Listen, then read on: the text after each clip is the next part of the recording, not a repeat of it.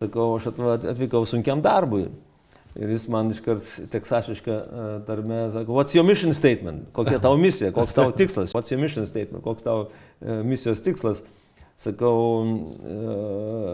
padaryti Lietuvą NATO narę. Kur problema? Sakau, Rusija. Okei, Kondi, aiškiai, kur problema?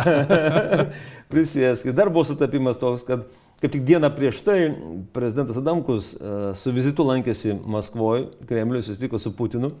Ir tada skrido į Kaliningradą ir išvakarėsi Albinas Januška, jo patarėjas, dar man paskambino ir pabrifino, papasakojo apie susitikimą. Tai man buvo dar galimybė perpasakoti akcentus prezidentui Bušui. Na ir ta chemija tarp mūsų užsidirbo iki tiek, kad tas mūsų pokalbis, kaip man vėliau sakė, jau po 10 metų ir daugiau, JAV ambasadorius Afganistane, kad tas pokalbis dabar buvo perkeltas kaip fragmentas į jaunų diplomatų mokymą Amerikoje, kaip užmegzti ryšį ir bendrauti su valstybės vadovu.